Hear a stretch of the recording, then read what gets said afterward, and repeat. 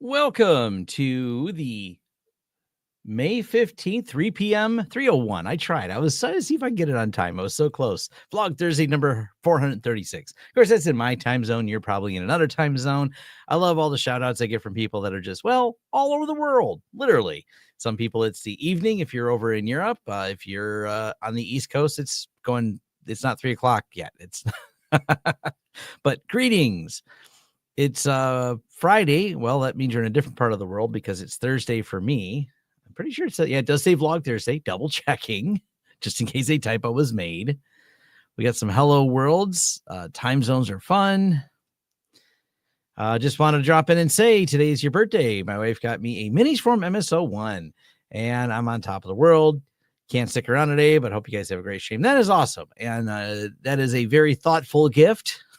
Homelab gifts are the thoughtful gifts. Give people something they use. My wife always says challenge buying for me because I usually buy all my own stuff that I want as I need it. So that is always a challenge. I always tell my wife, buy me something consumable that I like, something I'll eat or consume. That's always better. But happy birthday, nonetheless. 5 a.m. in Queensland, evening in Sweden, and 3 p.m. in Jersey. Yeah, Jersey's in the same as us, the Eastern time zone. This must be Thursday. Never did the hang of Thursdays. Yeah, Thursdays are hard.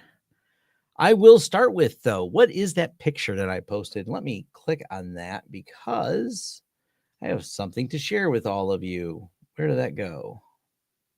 There we go. Click there.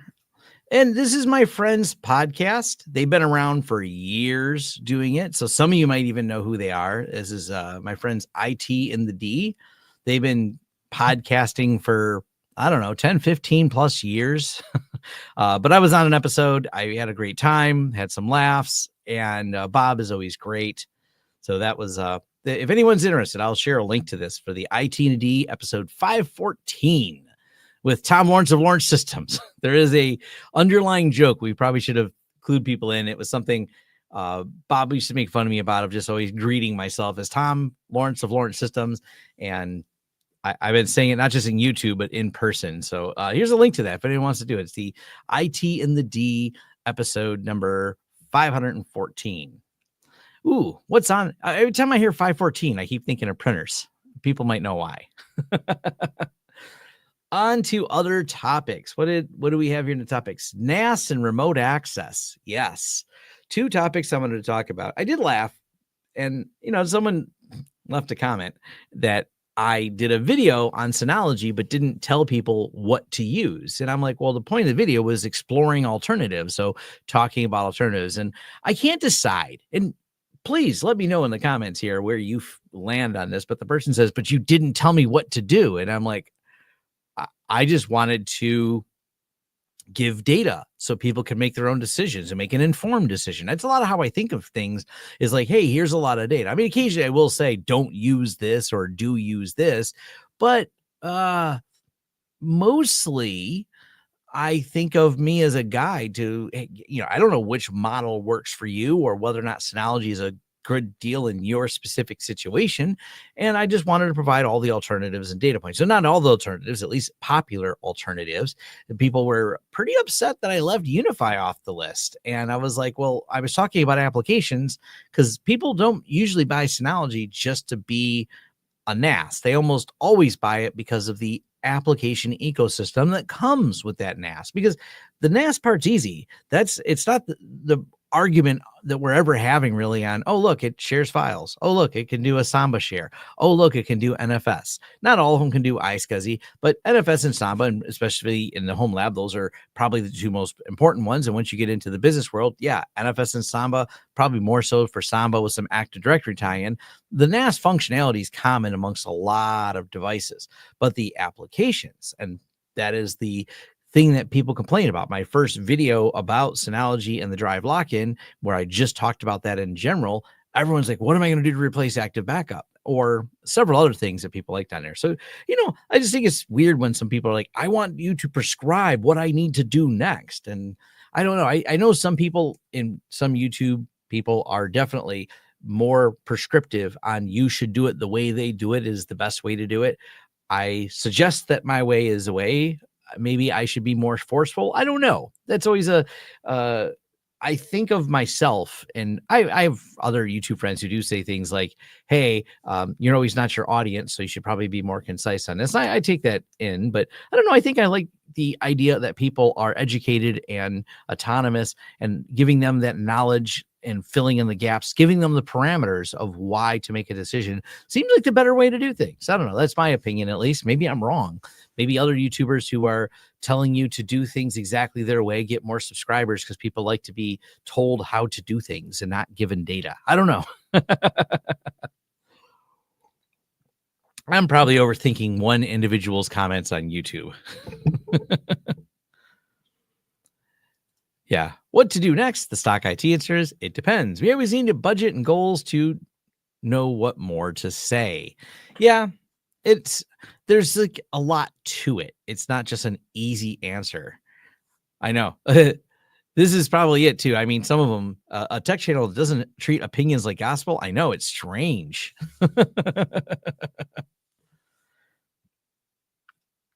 Thoughts on making a video using tap mode and OpenVPN? Can't seem to get it working. We use BACnet, needs broadcast messages.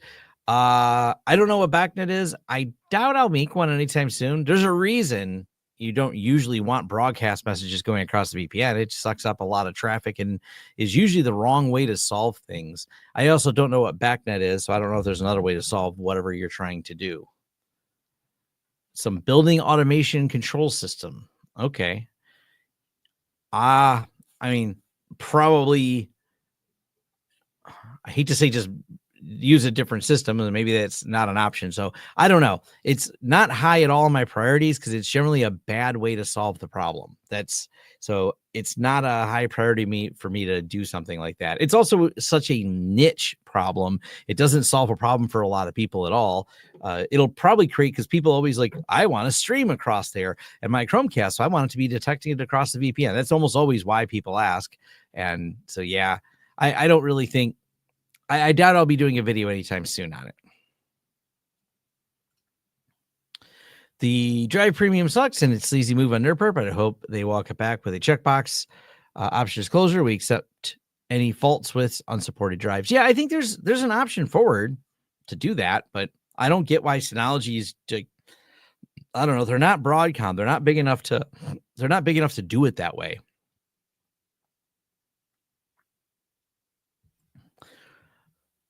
Moved from pfSense to the Unifi Dream Machine SC, an area where I feel very saddened, and is the VPN options. Do you foresee Unifi giving more options to choose from IPsec or OpenVPN? I mean, they have WireGuard.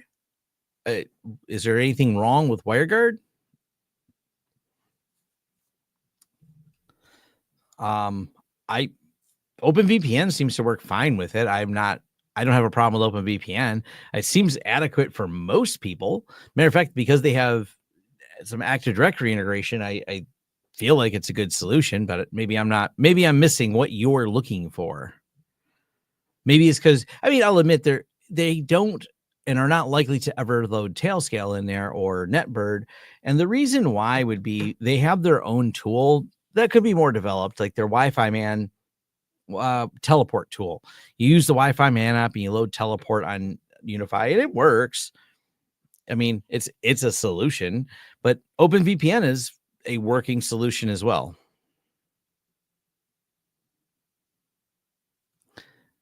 Now, this is a place where interoperability is a problem, and I don't really need any IPsec from one Unifi to another, but from one Unifi to insert name of some company that requires an IPsec tunnel between the client and their site, yeah, they're missing that. I hope one day they expose the features because they're using the same tools underneath. They're just not doing it in a way that, like, they're just not exposing all the features. I don't really understand why.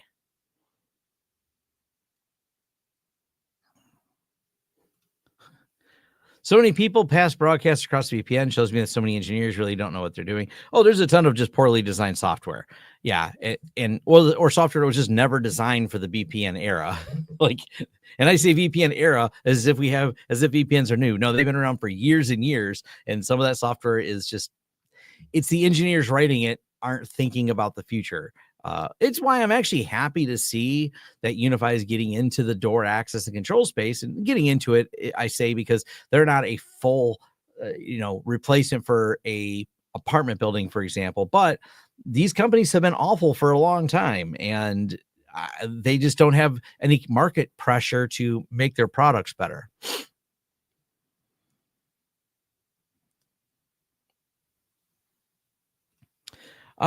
There is a bug fix. Sorry, my nose is itching. There is a bug fix for someone who was able to, there are certain conditions in the version 25 that people discovered that can cause that. So it's very specific. And let me see, is there version 25? The update and patch for that, I believe, just came out the other day. Let's see if it's out. It's coming out soon, if not.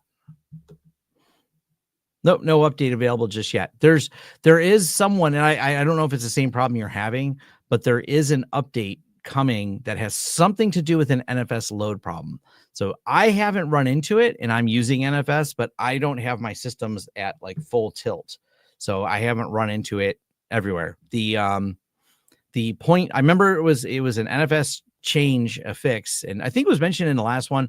It's in the, check out the IX Systems podcast, because they talked about it in one of the last episodes. Sorry, I can't remember which one.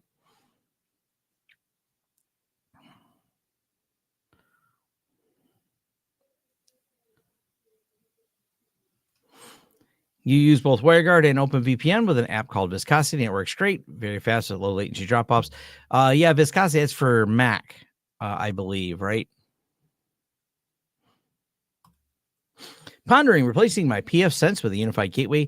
How configurable is a DHCP server on Unifi? Like passing extra DNS servers to a client. Fine.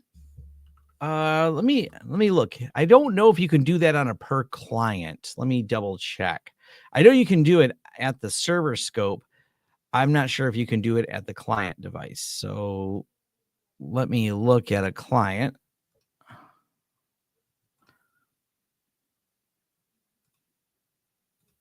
No, there's not a custom override on a per client basis. So I can set DNS, but not a per client DNS. At least I'm not seeing it. If there's a way to do it, I'm not seeing it. So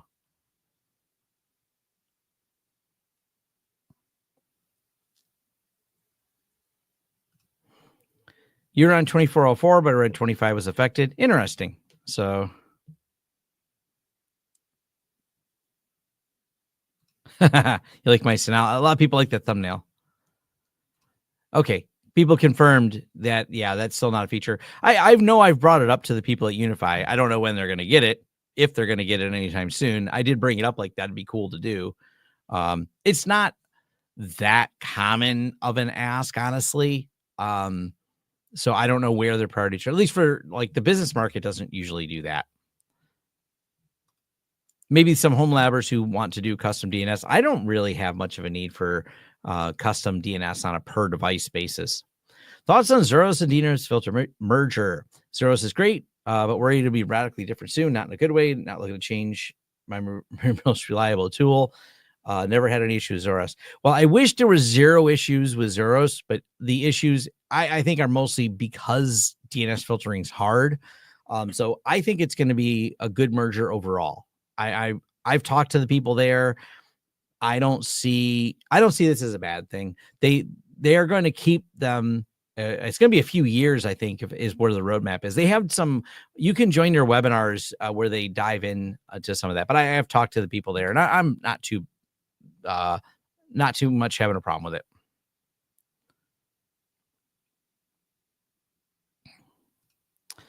What are your thoughts on the proprietary Superlink protocol? I have no thoughts on it because I've not looked at it.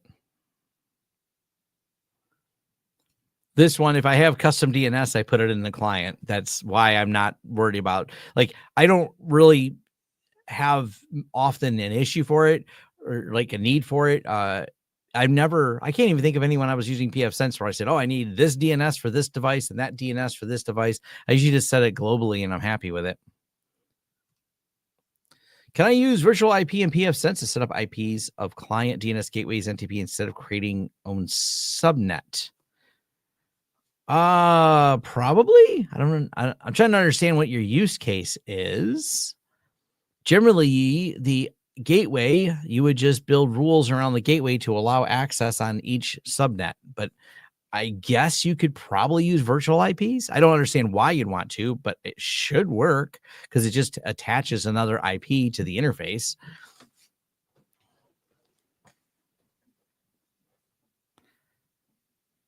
For setting up servers before shipping to the client, my solution for that, I think I've covered in my pfSense lab videos a couple times. I just have a gateway I'll set to the client's network. I just change one of the networks to be the client's network. I don't use virtual IPs. I just create a network. We have a network that's kind of dynamic that I can just set, and then it matches the client's network if I needed to do that.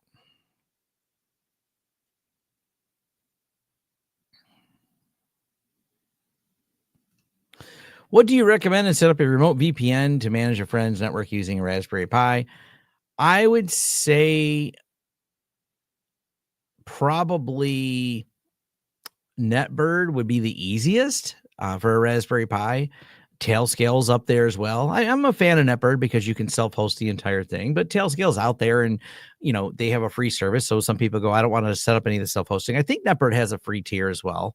But yeah, the NetBird or Tailscale are solid options for that. Looking to replace a mix of Cisco Catalyst and Meraki switches, APs, all out of our branch offices, 25 next year. On the fence was whether to stick with Meraki, try Aruba, or try Unifi. I'm really happy with Unifi. It is way cheaper than Meraki, but it's going to be a learning curve because it's not the same as Meraki. I don't know if there's certain features you're using, so you probably should at least buy a single Unifi device and test it just to make sure you understand the product well. But you will definitely save in licensing fees for them, because that's where there's a substantial difference.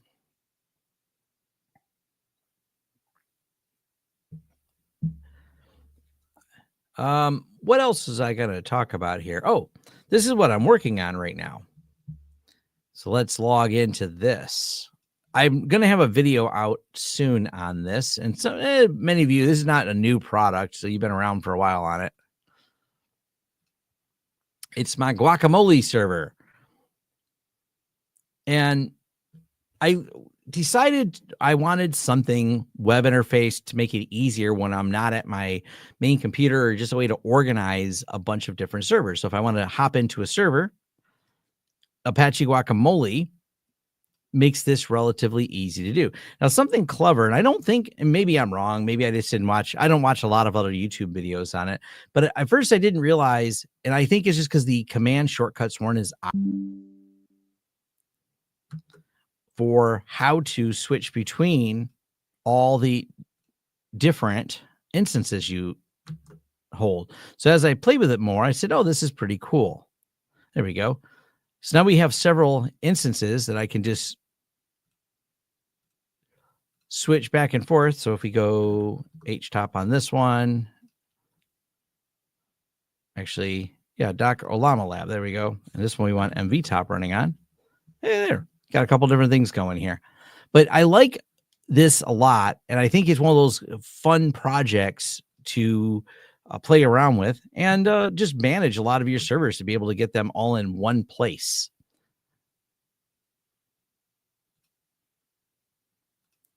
There we go. Be able to set all these up, get the servers in one place, organize them, and quickly connect to them all through a web browser. So we have, the different ones here. I can edit any of these really easy. Tells me which ones are in use. I can see all the different tabs down here. But the Apache Guacamole project is just pretty cool. So I'll have this video out probably tomorrow. I'll have it finished. I'll hopefully get it done in the morning. I've got most of it recorded. I got to finish the tutorial on here. But yeah, this is just easy to use. So you like Guac, it works well, easy to use. Technidium. Let me look at that one.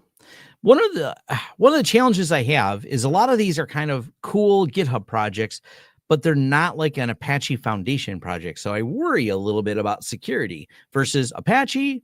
Yeah, I mean, I'm not going to say Apache's never had a problem, but I'm going to tell you that there's someone who's actually been on top of security over the years in a pretty good way. Not that anything's perfect and nothing guarantees that there's not some flaw that's going to end up exploited in it, but Apache's been around for a while using this, so I have some faith in it. So let me spell that one here. It is TECHN TI. Sorry, I'm looking into different place. THCHN ITIUM.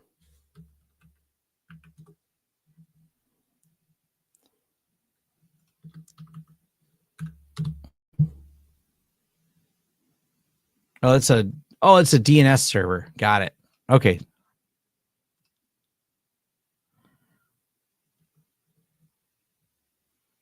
Is there a way to see detailed log in Unifi AP for troubleshooting?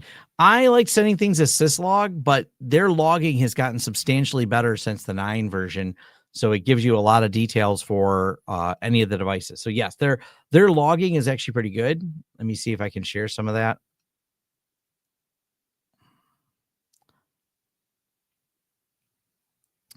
Insights. Where's the logs? Because their new analyzer and a few other things are pretty good, but yeah, I don't want to share too much. Of this stuff has my public IP in it, and I don't feel like sharing that because then I'll get knocked offline by someone who thinks it's funny.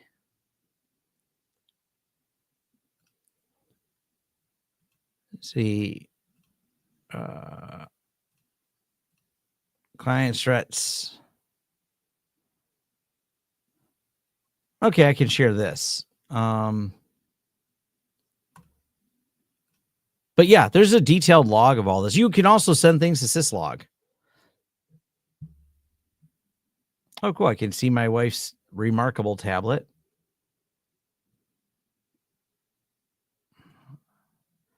Can see the each one of the connectors. They have decent logging now. It's much better than it used to be. So are you buying the building to host the greatest Minecraft server and make Linus jealous? Probably not. Using Guac 2, just can't get LDAP MFA to work at the same time. Yeah, I'm only going to cover, I'm not going to cover all the LDAP integration on it. I just don't, at some point I'm going to narrow it down. Maybe if there's enough people that ask, I'll do a later video on different integration. Remote. I mean, I like hearing about some of the other ones. I liked Apache Guacamole because it's so simple. This one looks neat. But this is not a web application. But it looks like, because this reminds me of Ramia.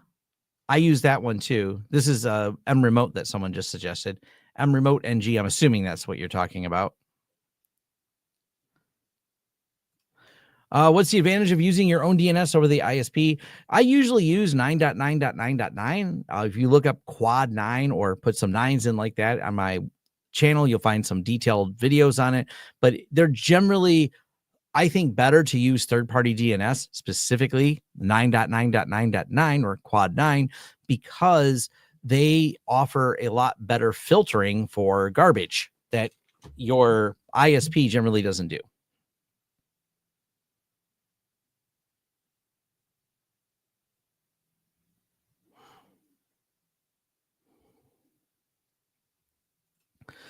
Does Proxmox Ceph integration outperform TrueNAS Gluster ZFS for distributed storage? Well, Gluster ZFS doesn't exist, so it's not a fair comparison. Gluster has been deprecated.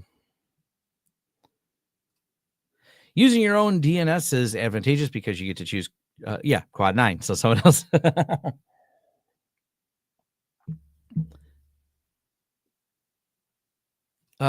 NG usually stands for next generation. People love putting that out there.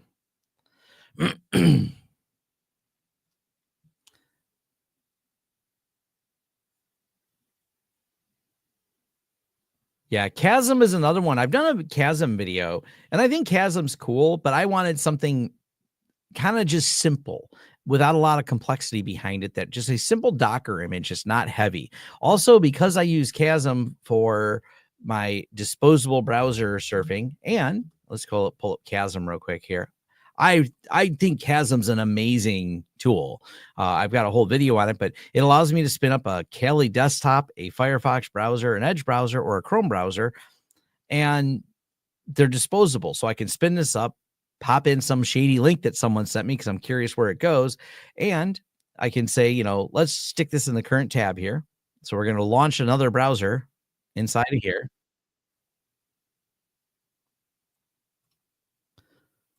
Let's see if this works.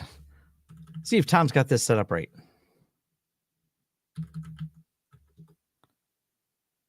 Yay, that's not my public IP address. This is the VPN provider. I keep my Chasm behind a VPN provider. That way I can it never even tracks back to me.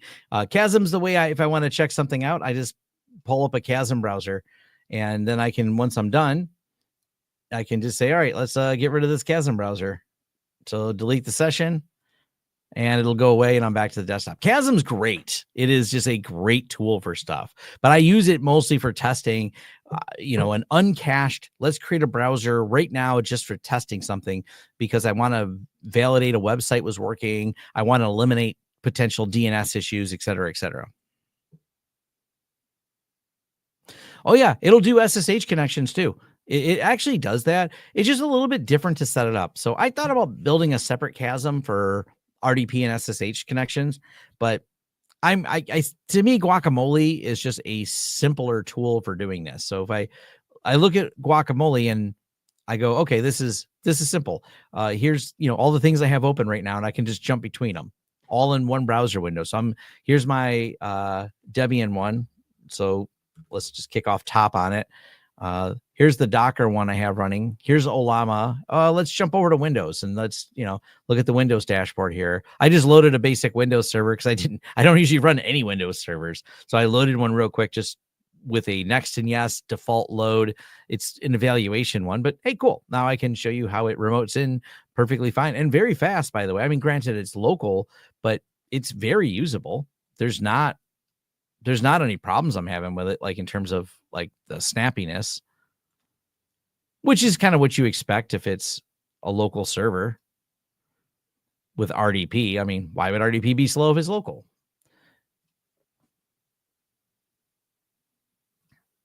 Does Quad 9 make Pi-hole AdGuard redundant? Not really, because they don't do any ad blocking. They only do malicious blocking. They don't make determinations on what is or isn't an ad. Now, if they find an ad service to be malicious, they will block the malicious ad service. But it's just blocking. By the way, you get no control over the blocking, but they're also no way to create any information about you. Quad 9 does not collect any information,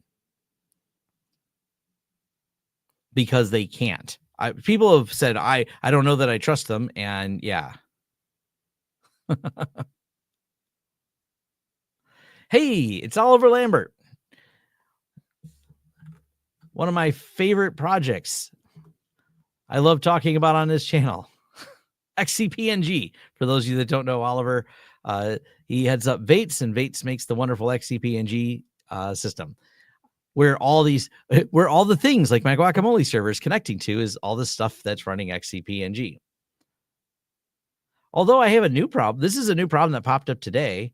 I've never seen this before. One of my servers is out of sync on the time. I just haven't done anything to fix it. But cool, they added it as a feature. So if your XOA host is inconsistent, and obviously it's this particular server is where the problem is, because the other hosts aren't that way. So one instance of XO, but this is actually cool that it's telling me this. I think this is a good piece of information that this host has got a time problem. Yeah, they all should have the same NTP settings because they're all next. All these servers are on the same networks and next to each other. So why this one particular one decided to get out of sync, I don't know, but I'll figure that out later. I just noticed it just before the live stream. I'm like, huh, that's cool. At least it lets me know. And for anyone that's not familiar, time is really, really important when you're doing things with hypervisors, especially hypervisors in the high availability world. So you really want to know when something's wrong, because if they get out of sync with each other time-wise, you can have a much bigger problem.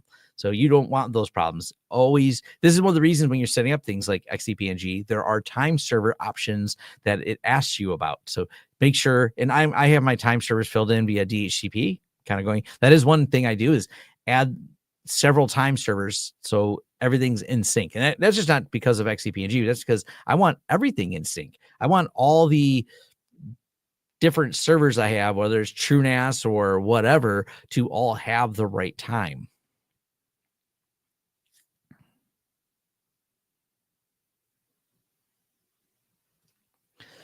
Oh, nice. Have you seen a lot of customer influx with all the Broadcom shenanigans? I felt like XQ is the closest compared to the VMware. If you don't want the hyper converged like Nutanix, absolutely. We did quite a few migrations ourselves over the last 2 years. I mean, lots. Some of them started before then because some people seen the writing on the wall. I think it was more European people that just go, okay, this ain't going well. VMware's increasing prices. Broadcom's getting involved. This is, let's look at the migration process, because it's a big deal to migrate. And yeah, the Vates has done a lot of things to make it easy to do the imports. They've got the V2V tool, the VMware to Vates, which is actually pretty cool, where you can import, and they've been enhancing that over the years to keep making it easier and easier to get off of that. I do not run my local time servers. Jeff Geerling's done a good video about running local time servers. I just haven't really had the need to do so. It's I'm happy with the internet time servers. There is a reason, and Jeff Geerling covered that, as to why you would want super precision on the time, and that may make sense. But I'm fine with a time server on the internet. I don't need the level of detail, the few decimals out of accuracy of running your own time servers. There's certainly times you do, but this is not the time I need it.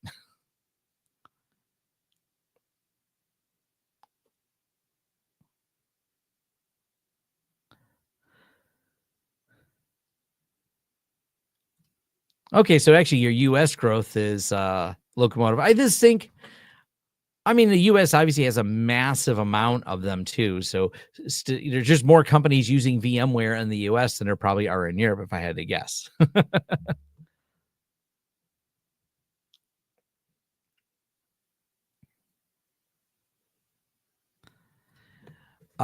Those are all very different.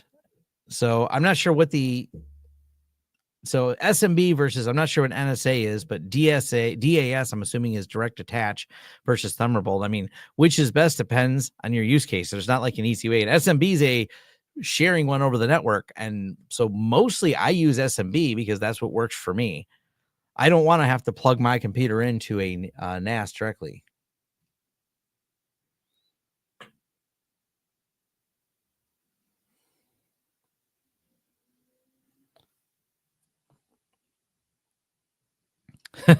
US realized faster than Broadcom would kill VMware. Yep. What cluster file system does XCP-ng use? Many still have SAM VMFS. Proxmox has great solution. All you need is LVM thick with no snapshotting. Yeah, there's also underneath, they do offer hyper converged with XCP-ng as well. In the back end, if you're asking like the details, I believe it's Linbit on the back end. DRDB is how that runs.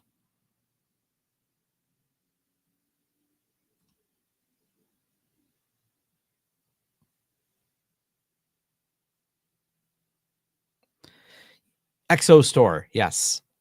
ExoStore is the hyper-converged system on there. So I wasn't sure if people were asking about the underlying pieces of it.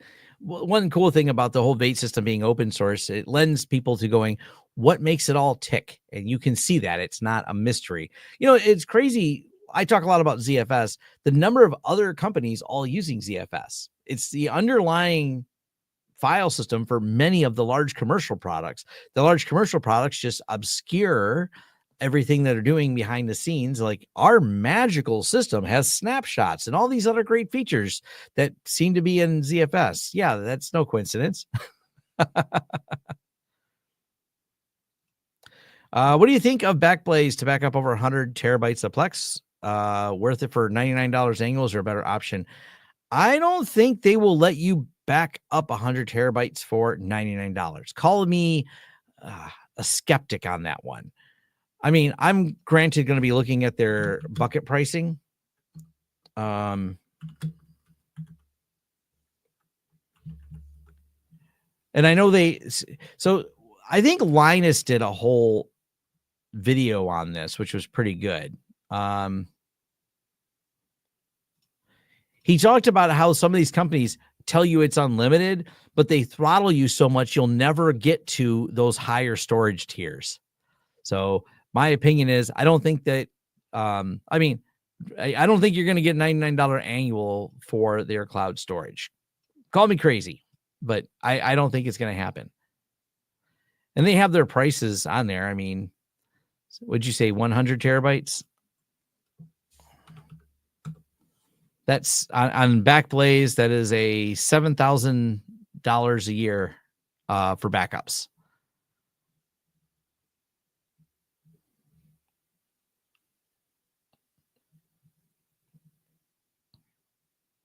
Yeah, Datto uses ZFS.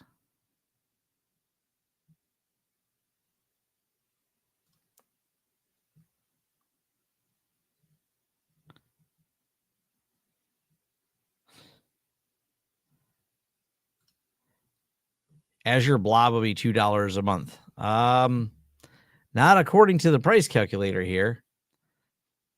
I know Backblaze is still a pretty good price for things for storage.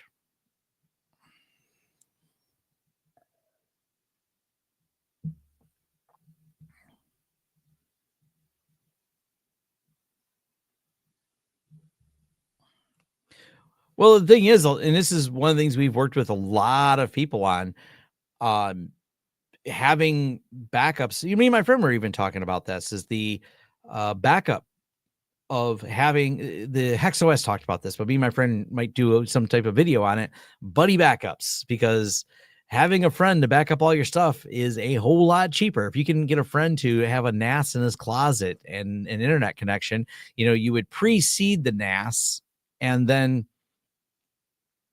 the change rate that you have would probably be pretty reasonable. And then you would have a great backup that is far less expensive.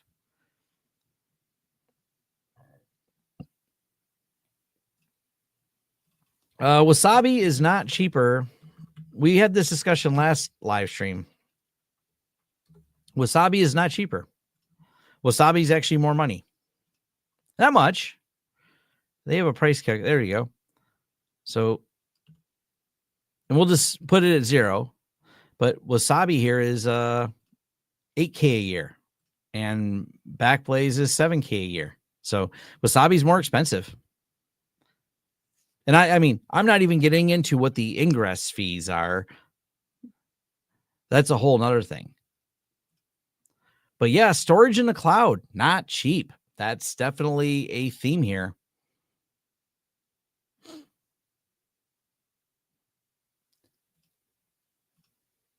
Someone told me there's some hidden costs. And I don't know. This was a discussion. I don't use Wasabi, so I don't know. But someone said there's some hidden costs in Wasabi because of the way they do. If you're using either immutability, because of it holding on to the changes, they are holding on to more than just the data you upload, because they're the way they hold on to changes. I don't know exactly how that works with them. And I don't have much stored in Backblaze anymore. Once you have I know I'm at the advantage of having multiple locations with servers at them, but once you have a place to have another NAS, it's just the most practical way to have all your data somewhere else, because storing in the cloud is just expensive.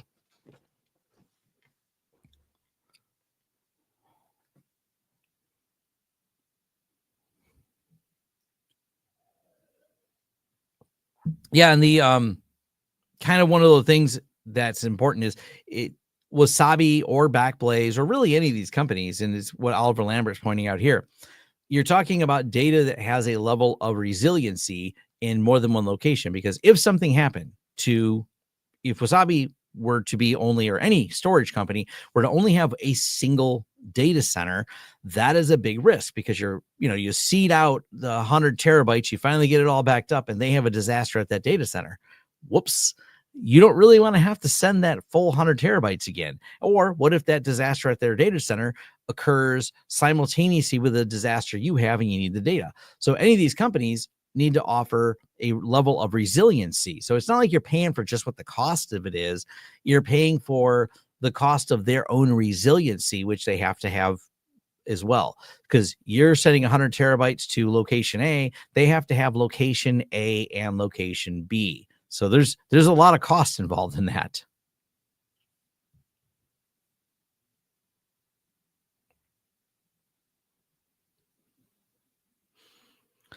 Yeah, Synology is easy to back up from one Synology to another. So is TrueNAS. I use TrueNAS for mine because ZFS replication works really, really well for efficiently getting the changes from point A to point B. So yeah, the either one of those is definitely a solid option.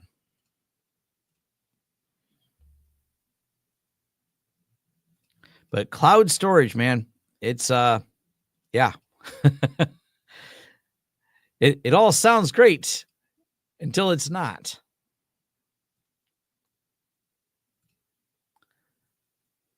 Close out of all this, but I should have my guacamole video. Let's go ahead and log out. It'll kill all the sessions, but I should have the video done on this probably tomorrow. I got a few things to do. So, what else are we going to talk about? I have a few more minutes because I am going to a event today for a meetup over at the IT in the D. They hold these events once a month, so I'll be heading over to that. No, it's not really keep your data at ransom in the cloud. I mean, it's a service. There's not any question, because you don't get to put your data in the cloud until you give them a credit card, and they're not hiding how much it is. So I wouldn't call it at all a ransom. It's a fee. It costs money to store it in the cloud.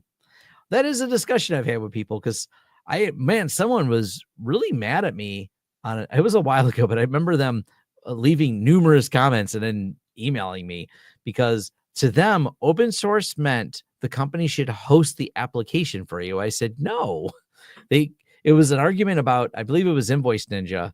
And I was like, yeah, Invoice Ninja, it's free, but they're hosting. No, Tom, they're not free. They charge for hosting. I'm like, yeah, charge for hosting. You can host it yourself. Well, open source means I don't have to pay for hosting. I'm like, no, open source does not mean you don't pay for hosting. Person was quite adamant about this.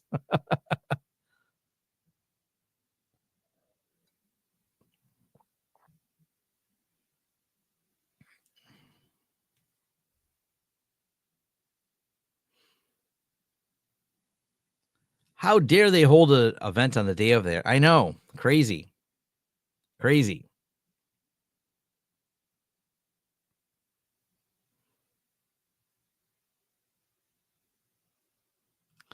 Do you have a PowerShell set up on Windows with a bunch of PS1 scripts for alias that you port over to all new PCs? I don't use Windows, so no. Because I don't use Windows, then not really. How do you deal with data that needs to be replicated in real time? ZFS replication doesn't cover it. You would need to do it at the application level, or am I wrong? I mean, it varies. I generally find Syncthing to be fine with that. That's my go-to solution, because I do want a lot of my data synchronized in real time. Maybe I should do a video about this, talking about the combo I use. I've done videos on ZFS. I've done videos on Syncthing, but Syncthing is really important to me for the fact that some data, like for example, I was working on a script today and a few other things. I made a lot of notes, and that took time. Maybe, I don't know, 2 or 3 hours of making sure all these notes are right and getting the script right and things like that. I want that data saved immediately, because waiting till tonight to back it up, well, that doesn't seem reasonable, because what if it died? If it dies before the backup runs, I would lose an entire day's worth of work. So real-time backups, I think, are a key part of your strategy. And SyncThing has been my easy go-to system. So SyncThing runs on each of the computers that I use. They synchronize locally to a TrueNAS that I have here. Then that TrueNAS has SyncThing running on it that also synchronizes with an offsite TrueNAS. That way, the data is replicated here first, so I have high speed, and over time, sometimes if the file's bigger, not that it takes long, I generally have fast connections, so it then replicates offsite again. So SyncThing is my go-to way to have full synchronization of all the data in real time as I save it. And I've done, like I said, I've done videos on each of these, but I have, even when I do things like the notes files I have, my business docs, logseek stuff. And this is the TrueNAS server that it syncs to right here. I actually have 2 remote devices because I was using my website as a relay as well. But yeah, SyncThing is definitely awesome. Well, no, you can't sync a database, but the database, that's an application problem. You should have an application that does database replication. If there's plenty of software out there that does it. It comes down to architecture.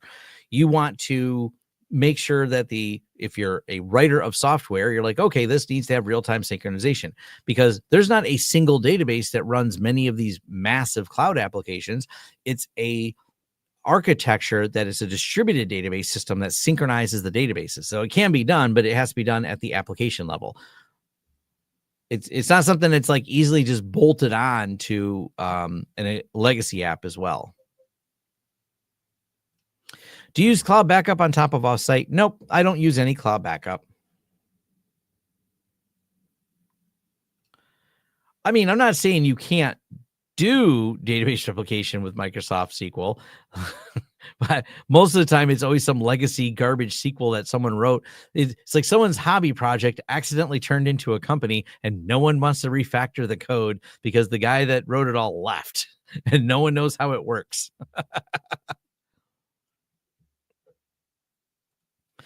Yeah, and you can dump locally in app and then backup, but real-time synchronization is different, and there is ways to do it. There are MariaDB can be set up, I believe, synchronously. So can Postgres and lots of other database tools. So it can be done. It's just not often done, and it takes a lot to fix a legacy app versus if someone was architecting something and they build it today as a distributed system from ground zero. Like, I'm going to start from the very first line of code with the architecture in my mind that this is going to be a distributed database system. It's way easier. Bolting things on to legacy applications, always hard work. Never quite the thing you want.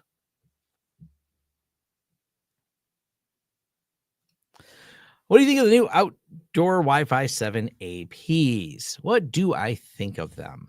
I need to do a video on them probably because I'm impressed. Where did it go?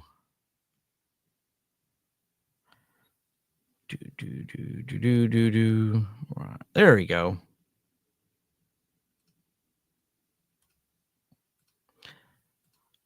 That's on my house. It works great. So I installed one. I'm happy with it. It works well. Oh, this is my wife using my studio. But no, it works well. I'm happy with them.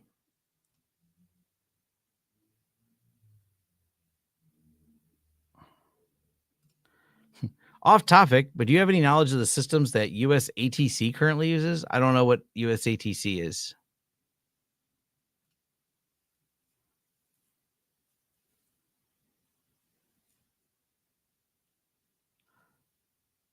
Yes, devs expect the infrastructure guys to solve their synchronization problem. This is a thing. Oh, air traffic control. Got it. I'm not particularly familiar with the air traffic control system. I should have I was thinking something technology, not, I mean, it is technology, but outside of my purview. I only time I remember looking at some of the, I read it R aviation. Anytime there's an air traffic incident, I'm always there because there's a lot of smart people that talk about like the details. There's actually a few YouTube channels that I've seen that do some really good breakdowns for things, because when there was a recent near miss incident, and I was like, wow, really cool stuff out there. I've learned. I have a few friends that are aviation nerds, and it's certainly fascinating, because I don't want to watch the news on the topic. I want to hear from an expert who really knows something.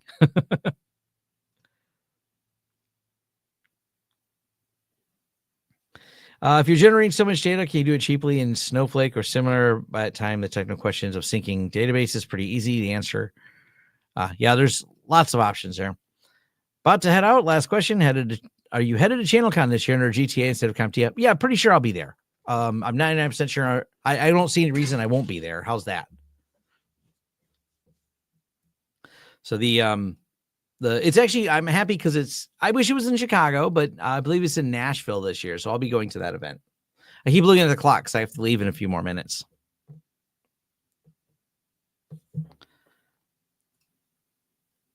Do you like the new G6 Instant? I haven't tested it, but I do prefer wired things over Wi-Fi cameras. How would you solve a NAS to tape backup? Usually custom scripts. If not, Veeam is an option. I don't have a cheaper solution.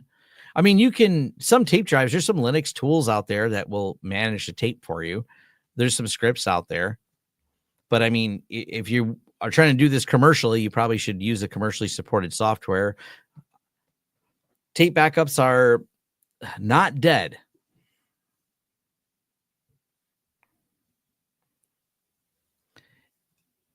I have no idea, honestly, because I'm not, like, my company, CNWR, uses Veeam, but I'm personally not a Veeam user, so I can't really answer too many questions about it. Just found your channel, build my first home lab. I'm barely getting to understand the containers and don't know Linux. Where do I start? My friend Jay from Learn Linux TV has some really good tutorials on Linux on getting started. Hopefully they will fit what you're looking for. It's always hard to figure out where you should start your Linux journey, especially as someone who's been using it for a long time. But Jay from Learn Linux TV, he has a lot of getting started tutorials on, especially the command line ones, and it'll kind of get you going through the command line with Linux. It's one of those things. It seems really hard. There's this, it's really difficult arc, and then all of a sudden it just, like, there's a light bulb that often turns on where you go, oh, now it all makes sense. And yeah.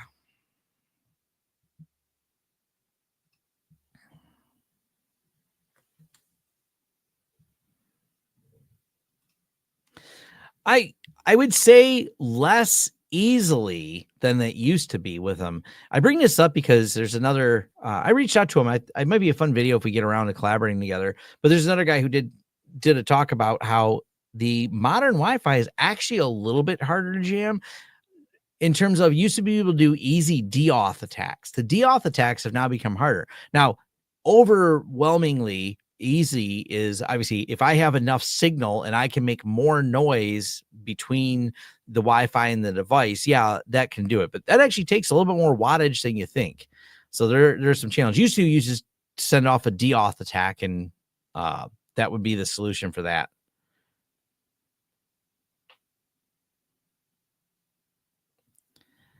Is it blasphemous to use Docker in Windows? My first version. I don't know. I've had people tell me they had challenges with it. Some people said it worked.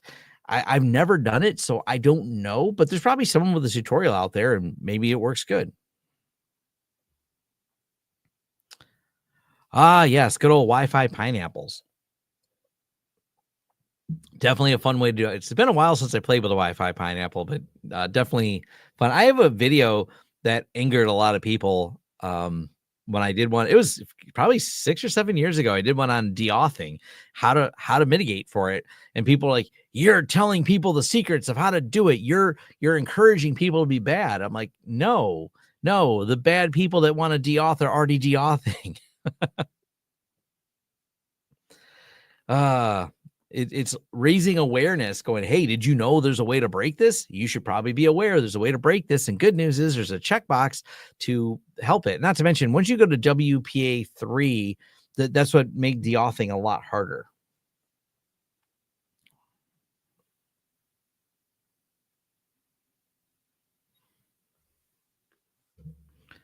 Oh, that's interesting. So as long as you're using the Windows subsystem for Linux and not the Windows containers, it should work. I'm assuming that's the reference to the Docker question. That's good. Like I said, it's not something I've spent a lot of time with. I've been a Linux nerd for a long time, and I'm happy that there's actually a lot of YouTube channels out there that really help you with the getting started with Linux. As I went through some getting started with Linux when Linux was getting started, because I started my journey in the 90s. it was harder to learn back then, one, because it was so new, but it was also like this fun, exciting thing because it was so new.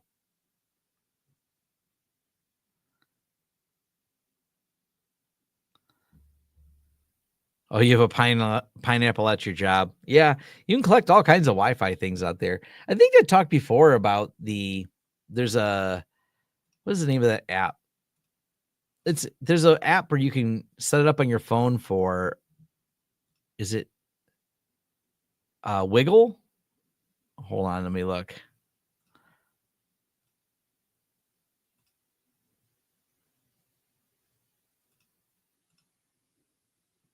Yes, Wiggle Networks. WIGLE.net, and you can use that to help. But if, as a matter of fact, you could probably cross-reference by collecting the Wi-Fi data, cross-reference it with Wiggle, and be able to figure out where people live based on the phones that come by. That's like a fun social experiment. Because when you look at things like Wiggle, and let me drop it right here if anyone wants, it's WIGLE.net. But yeah, it gives you Wi-Fi maps for things.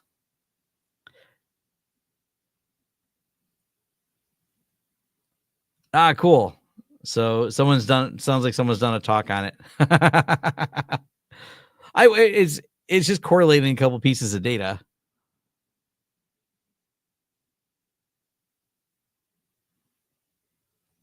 Yeah, I'll look that one up. DEF CON, weaponizing your pets.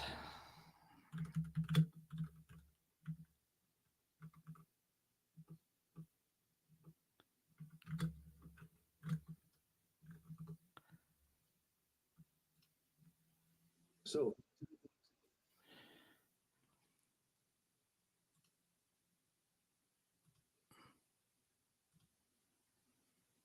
cool. I'm add this to my later. People ask, what does Tom do before he goes to bed? What's the TV show he's watching? Some DEF CON talk, probably. All right, last question here, and then I'm going to wind it down. On the Unifi controller, you can turn off protected management frames, which helps reduce the effectiveness of a DDoS attack. Yeah, you can turn on protected management frames, PMF. I had to do that for one of my company's clients. Yes, that's one of the ways you can get around that. Yep.